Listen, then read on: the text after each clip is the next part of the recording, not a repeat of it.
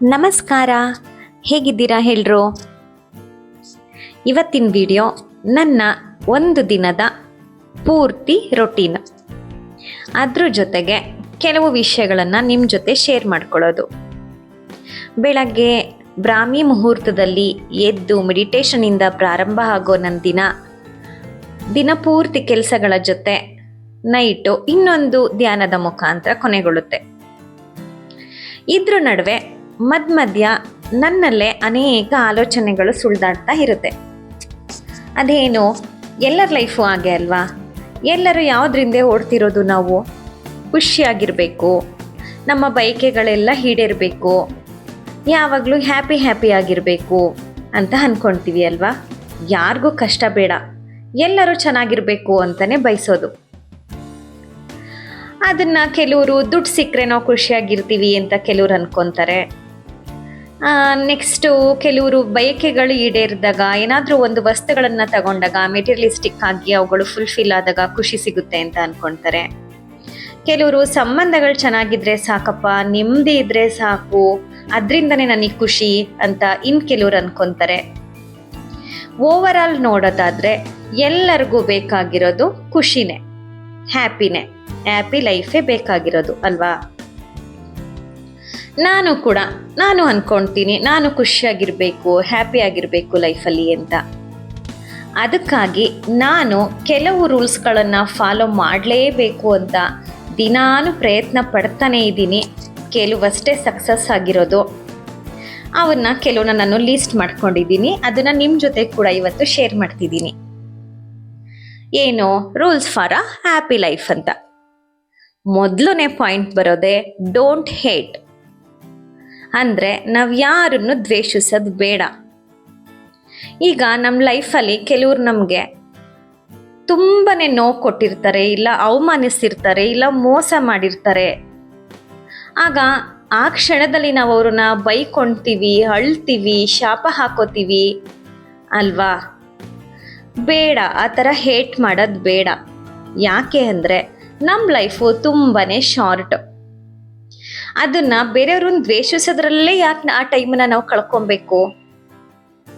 ಬೇಡ ಅಲ್ವಾ? ಬಿಟ್ಬಿಡಬೇಕು ಅದನ್ನು. ಅವರು ನಮ್ಮ ಲೈಫಲ್ಲಿ ನಮಗೇನೋ ಒಂದು ಪಾಠನ ಕಲಿಸೋಕ್ಕೋಸ್ಕರನೇ ಬಂದಿರ್ತಾರೆ. ಬಂದಾಯಿತು, ಪಾಠ ಕಲಿಸಿದ್ದಾಯಿತು, ಹೋಗಾಯಿತು. ಮತ್ತ್ಯಾಕೆ ಅವ್ರನ್ನ ನಮ್ಮ ಮನಸ್ಸಲ್ಲಿ, ನಮ್ಮ ತಲೆ ಒಳಗಿಟ್ಕೊಬೇಕು? ತೆಗೆದು ಬಿಡಬೇಕು ತಲೆಯಿಂದ. ಖುಷಿಯಾಗಿರೋದು ಅಲ್ಲಿಂದನೇ ಪ್ರಾರಂಭ ಆಗುತ್ತೆ. ಟ್ರೈ ಮಾಡಿ ನೋಡಿ. ಮತ್ತು ಇನ್ನೊಂದು ಪಾಯಿಂಟು, ಎರಡನೇ ಪಾಯಿಂಟು, ಡೋಂಟ್ ಕಂಪೇರ್. ನಮ್ಮನ್ನು ನಾವು ಯಾವತ್ತೂ ಇನ್ನೊಬ್ಬರ ಜೊತೆ ಕಂಪೇರ್ ಮಾಡಿಕೊಳ್ಳೇಬಾರ್ದು. ಯಾಕೆ ಅಂದರೆ ಅವರು ಒಂದು ವಿಷಯದಲ್ಲಿ ಗ್ರೇಟ್ ಇದ್ದರೆ ನಮಗೆ ದೇವರು ಇನ್ನೊಂದರಲ್ಲೇನೋ ನಮಗೆ ಚೆನ್ನಾಗಿ ಕೊಟ್ಟಿರ್ತಾನೆ. ನಾವು ಇನ್ನೊಂದು ಅವರಲ್ಲೇ ಇರೋಂಥ ಒಂದು ಗುಣನ ನೋಡಿ ನಾವು ಕಂಪೇರ್ ಮಾಡ್ಕೊಳ್ತಾ ಹೋದರೆ ನಮ್ಮಲ್ಲಿರೋದು ನಮಗೆ ತಿಳಿಯೋದೇ ಇಲ್ಲ. ದೇವರು ಒಂದಿನ ಅದನ್ನು ಕಿತ್ಕೊಂಡ್ಬಿಡ್ತಾನೆ. So don't compare. ಯಾರಿಗೆ ಕಂಪೇರ್ ಮಾಡ್ಕೊಬೇಕು? ನಮಗೆ ನಾವು ಕಂಪೇರ್ ಮಾಡ್ಕೊಬೇಕು. ಹೇಗೆ? ನಮಗಿಂತ ಬೇರೆ ವರ್ಷನ್, ಬೆಸ್ಟ್ ವರ್ಷನ್ ಬೇರೆ ಯಾರೂ ಇಲ್ಲ.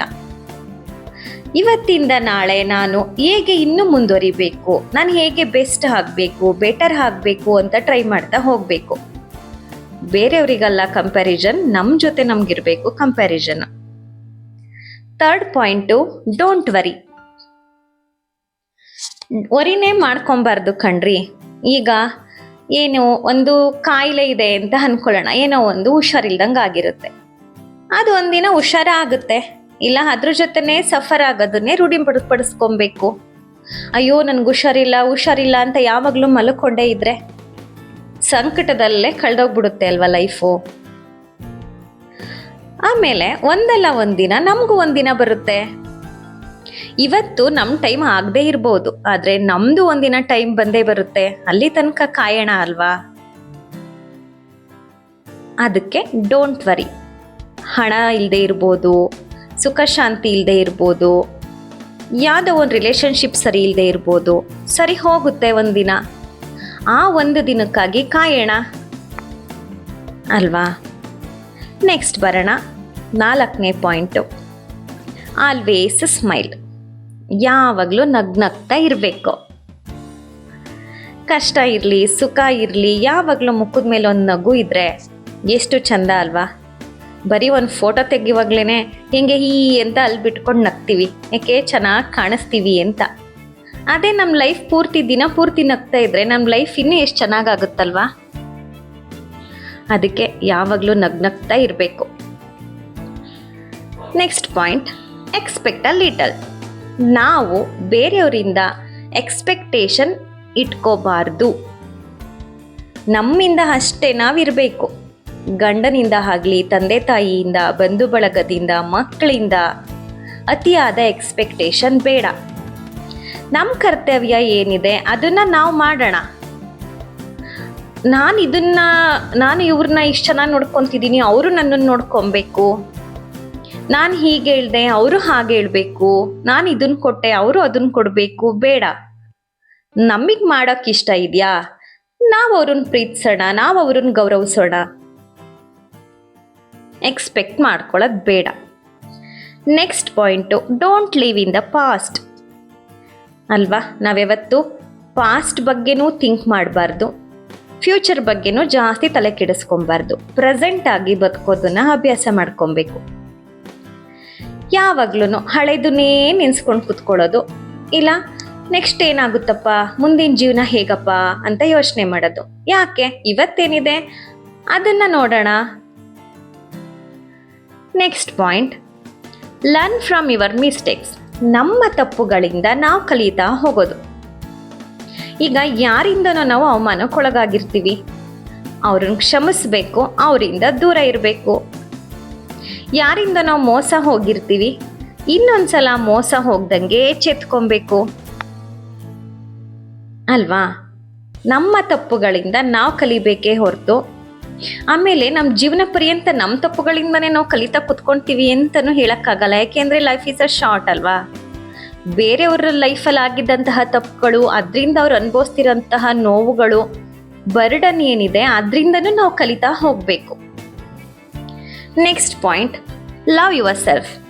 ನಮ್ಮನ್ನು ನಾವು ಪ್ರೀತಿಸ್ಕೊಬೇಕು. ನಮ್ಮನ್ನೇ ನಾವು ಪ್ರೀತಿಸ್ತಿಲ್ಲ ಅಂತ ಅಂದರೆ ಬೇರೆಯವ್ರನ್ನ ನಾವು ಹೇಗ್ರಿ ಪ್ರೀತಿಸ್ತೀವಿ ಅಲ್ವಾ. ನಮ್ಮ ಬಗ್ಗೆ ನಮಗೆ ಕಾಳಜಿ ಇರಬೇಕು, ನಮ್ಮನ್ನು ನಾವು ಕೇರ್ ಮಾಡ್ಕೊಬೇಕು, ನಮ್ಮನ್ನು ನಾವು ಪ್ರೀತಿಸ್ಬೇಕು. Next, learn new things. ದಿನ ಒಂದು ಹೊಸ ಹೊಸ ವಿಷಯಗಳನ್ನು ಕಲಿತಾ ಹೋಗೋದು, ಅಪ್ಡೇಟ್ ಆಗ್ತಾ ಹೋಗೋದು. ಈಗ ನನ್ನ ಮಗಳಿಗೆ ಅವಳಿಗೆ ಗೊತ್ತಿರೋ ವಿಷಯ ನನಗೆ ಎಷ್ಟೋ ಗೊತ್ತಿರಲ್ಲ, ಆಗ ನಾವು ಅಪ್ಡೇಟೇ ಆಗಿಲ್ಲ ಅಲ್ವಾ ಅಂತ ಅನ್ನಿಸ್ತಾ ಹೋಗುತ್ತೆ.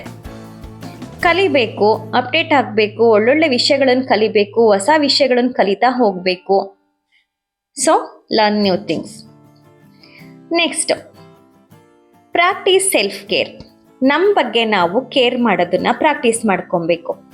ಬರೀ ಮನೇಲೇ ಬರೀ ಸಂಸಾರ ಅನ್ನೋದು, ಇಲ್ಲ ಕೆಲಸ ಅನ್ನೋದು, ಜಂಜಾಟ ಇವುಗಳಲ್ಲೇ ಹೊತ್ತು ಹೋಗ್ತಾ ಹೋದರೆ ನಮ್ಮನ್ನು ನಾವು ಕೇರ್ ಮಾಡ್ಕೊಳ್ಳೋದು ಯಾವಾಗ? ನಮ್ಮ ಆರೋಗ್ಯದ ಬಗ್ಗೆ, ನಮ್ಮ ಮಾನಸಿಕ ಸ್ಥಿತಿಯ ಬಗ್ಗೆ, ನಾವು ಖುಷಿಯಾಗಿರೋದ್ರ ಬಗ್ಗೆ, ನಾವು ನೆಮ್ಮದಿಯಾಗಿರೋದು, ನಾವು ಯಾವ ಕೆಲಸವನ್ನು ಮಾಡಿದ್ರೆ ನಮಗೆ ಖುಷಿ ಸಿಗುತ್ತೆ ಅಂತ ನೋಡೋದು, ನಮ್ಮನ್ನು ನಾವು ಅನಲೈಸ್ ಮಾಡಿಕೊಂಡು ಸೆಲ್ಫ್ ಕೇರ್ ಮಾಡ್ತಾ ಹೋಗೋದು.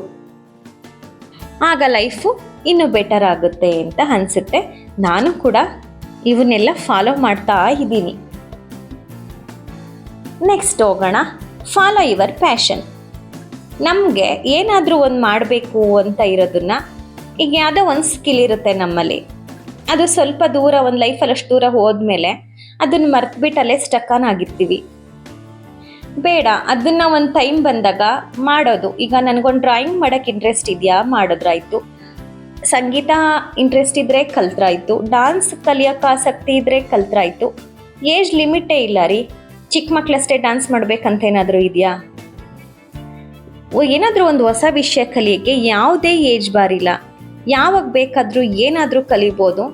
ಆದರೆ ಪ್ಯಾಷನ್ ಇರಬೇಕು ಅಷ್ಟೇ. ನಮ್ಮನ್ನು ನಾವು ತಿಳ್ಕೊಬೇಕು, ನನಗೆ ಯಾವುದ್ರಲ್ಲಿ ಇಂಟ್ರೆಸ್ಟ್ ಇದೆ ಅದನ್ನು ಮಾಡೋಣ ಅಂತ.